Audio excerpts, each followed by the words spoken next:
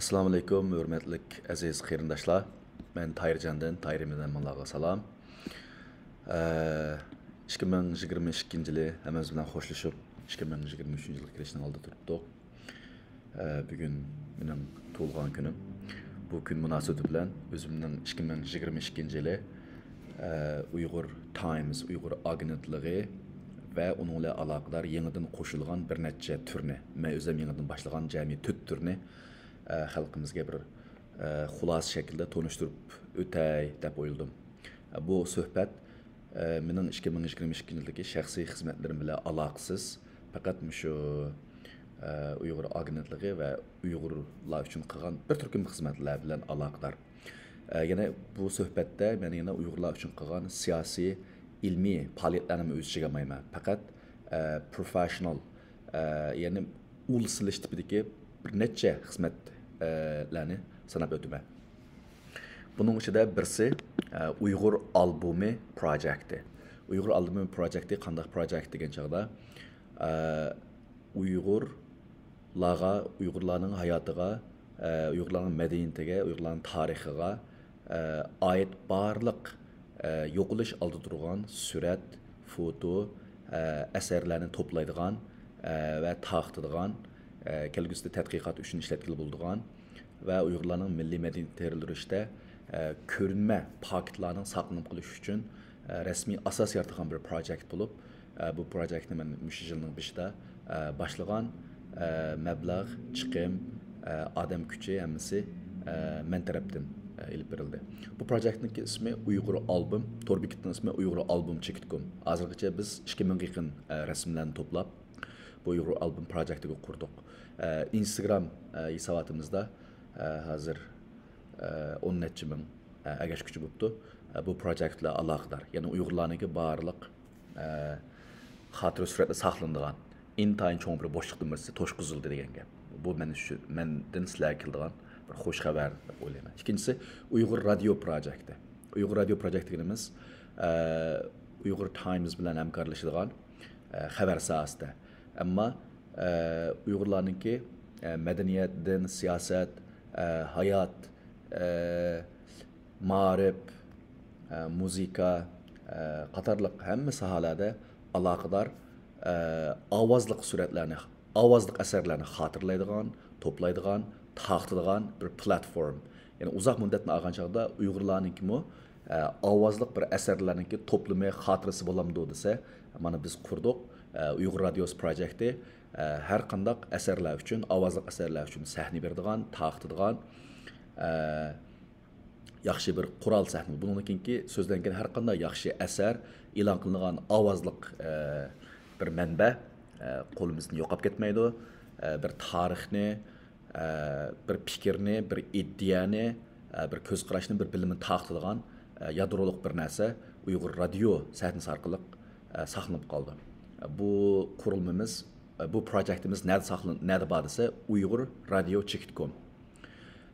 Uyg'ur album projektining bu sosyal medyada, tor bekatda mavjudligi o'xshash bor, xuddi cho'ng projektlarda ishlangan bir projekt hisoblanadi. Uyg'ur radiosi sistemalik planlangan, ilib berilayotgan bir projekt.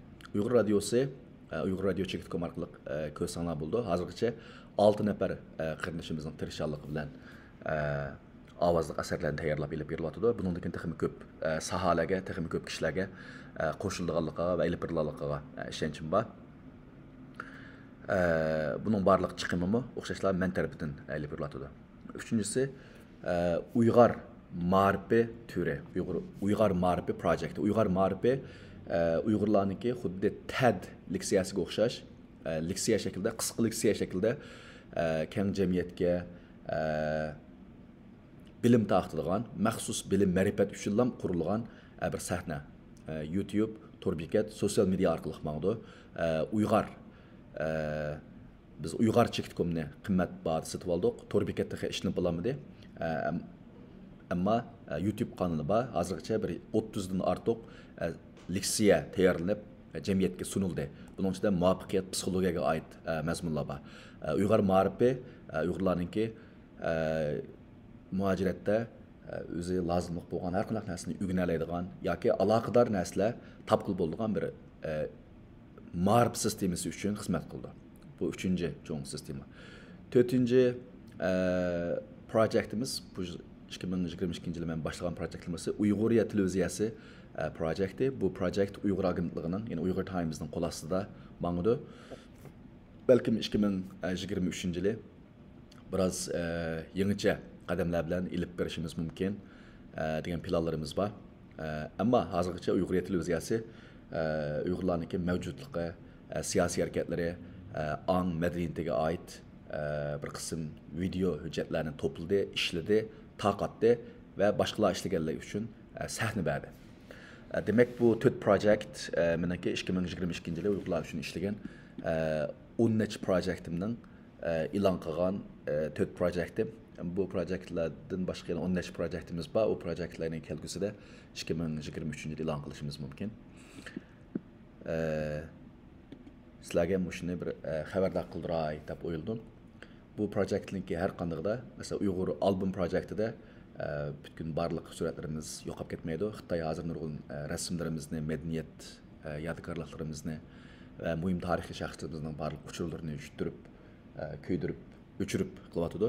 U nuqtadan bu saqlash intayin muhim. Uyg'ur radiosi proyekti muajiratda Uyg'ur tilini saqlash, Uyg'urcha tafakkurni saqlash, Uyg'urlarninki texmo erkin şekilde fikir almashtirish, o'rganish bir-biridan ve mevcutluğumuzu ilgili sürüş için avazlık eserler toplama hatasını barpo qildi. Albatta biz buningda Uyg'ur Xalq Radiosi deb 7 xil tilda Uyg'ur mavjudligi haqida dunyoga 8 xil tilda dunyoga xabar beradigan maxsus xabarlar qonunimi ishlash oldida turyapmiz. Ondan keyin Uyghur ma'rifi 2023 yılı texmi canlandırılışı mümkün. Çünkü biz aloqador ma'rif sohasida ishlaydigan qarindoshimiz bilan so'zlashyapmiz, fikrlashyapmiz. Demak bu to'rtta men Uyg'urlarga aloqador ishlagan 30 turlik proyektninki 4 hisoblandi. Uyg'ur agentligi shu 30 turlik proyekt ishlagan faqat birli proyekt, birli tur. Bu 4 proyekt, 4 tur Uyg'ur agentligiga yaqinroq keladigan, ammo mustaqil bo'lgan proyektlar. Jami 5 proyekt men Uyg'ur xalqi uchun o'tirib qo'ygan proyektlarniki 5i bo'ldi. Albatta 2022 yılı Uyg'ur islohot harakati men 2011 yılı 12 ayning 28 kuni vatanda Uyg'urlar bir maydon islohot harakati ilib berish kerak deb bir parcha maqola yozib Tarim munbiri degan batni e'lon qilgan. Shu chog'dagi o'tkir ziyolarimizdan bir nechasi bilan ko'rishib, suhbatlashib, shuni bir rasmiy umumyuzlik Uyg'ur xalqininki ma'rif, ideologiya, turmush, iqtisod, jamiyat har qaysi sohadagi bir islohot harakati ilib berish kerak degan nazariyani shu vaqtda o'tirib qo'ygan. Men uningga amal qilib tirishib keldim. Uyg'ur islohot harakati, Uyg'ur islohot nazariyasi haqida nurg'un maqolalarni yozdim, e'lon qildim. Videolarni ishildim. 2021 yılı bu vaqtda ko'p tirishchilik qildim desam bo'ldi. Men vatanda Uyg'ur islohot Tahir islohot kutubxonasi deb bir kutubxona qurib, men o'zimning atalmış Şinjan Üniversitedeki Turalg'o'rimda shunday kutubxona qurgan. Ben cemiyetteki ko'z ko'ringan korxonchilarimiz va pulisi borlarga tavsiya qilgan. O'zining nomida bo'lsin, shirkatining nomida bo'lsin, cemiyetga umumyuzlik aqotish, ma'rif, ma'rifat taqdigan islohot xarakterlik bir ishlarni qilishing kerak deb shu tavsiya qilgan. Mushu Uyg'ur islohot harakati bu ma'rifni, ongni, turmush odatini, sağlamlık odatlarini, iqtisod kuchimizni, mevcutluğumuzni, siyasi hareketlerimizni ıslah qilish uchun sistemlashgan bir nazariya harakati. Bunun içinde nurg'un qarindoshlarimiz ovoz qo'shganlar bor, ovoz qo'shmaganlar bor. Ammo har qanday bir jamiyat, har qanday bir millat qad ko'tarayman deydigan bo'lsa, cho'qimki uzun muddatni olgan chog'da o'zini isloh qilish kerak.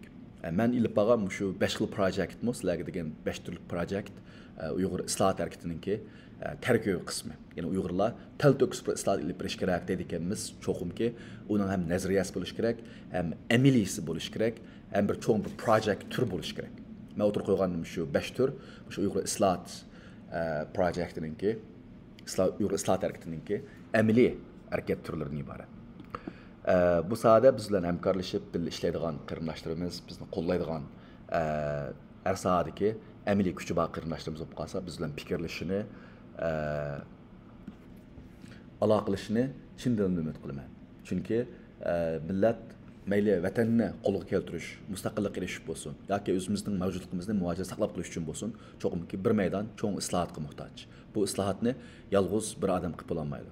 Minglagan kishilar qatnashish kerak, ovoz qo'shish kerak, o'xshamagan sohalardan, o'xshamagan nuqtalardan jonlantirish kerak. Hammalarga Tayirjondan salom, omon bo'linglar. Yangi yilda texmo yangicha turlar bilan uchrashamiz.